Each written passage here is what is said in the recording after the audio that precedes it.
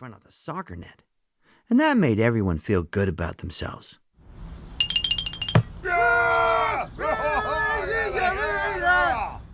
Back then, I was sure I was going to grow up to be a professional soccer player.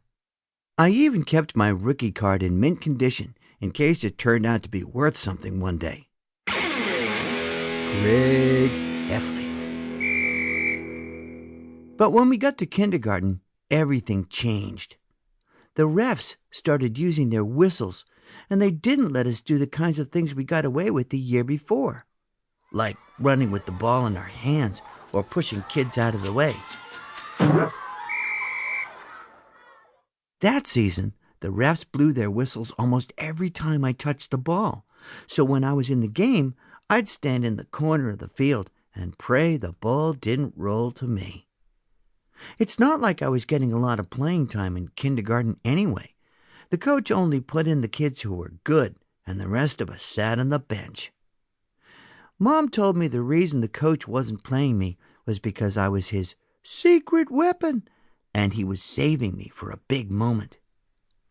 But I didn't understand that Mom was just trying to make me feel better about myself.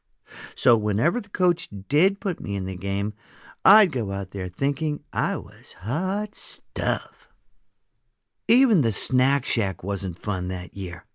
Some parents complained that they were selling too much junk food, so they replaced the slushies and other sugary treats with healthy options like granola and avocados.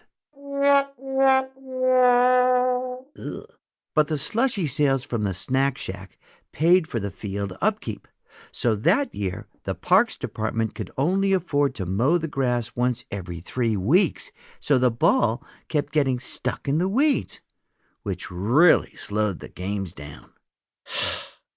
After a bunch of kids got ticks from playing soccer in the long grass, they decided to end the season early, which was totally fine with me, because that meant Mom didn't need to pull any more ticks off my rear end. Ew, ow! I feel bad that I've never been good at sports because I think Dad was hoping I'd be a star athlete. Whenever he'd go to the library, he'd always come home with a stack of sports books.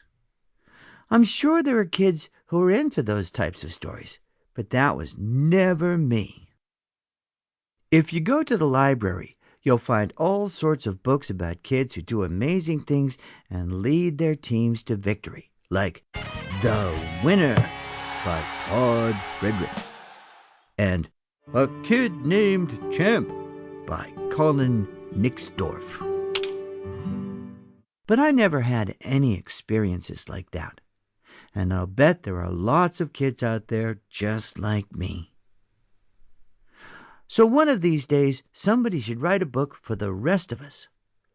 It's not like I've got anything against sports. I like them just fine, as long as I'm not the one playing. In fact, this summer I watched the Olympics on TV pretty much nonstop.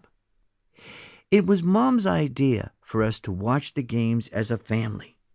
She says that these days everyone's in their own little bubbles, and sports is one of the only things that can still bring people together. But I think a little togetherness goes a long way, because Mom had us scoring the athletes on TV while Manny cheered them on with a flag.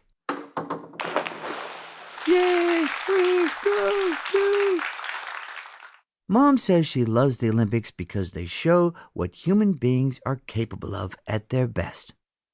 But I like watching for the bloopers, like the pole snapping in the middle of a pole vault. What? Snap! I'm just glad it's somebody else out there and not me, because I'm sure I'd be nervous if I knew there were millions of people watching from home. And when you mess up in the Olympics, you're supposed to act graceful about it. But if I just spent 4 years of my life training and then made some dumb mistake, I'm pretty sure I'd have trouble smiling for the cameras.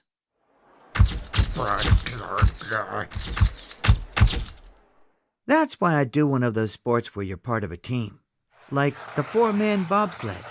Mind if I squeeze in with you fellas? Because then, when you screw up...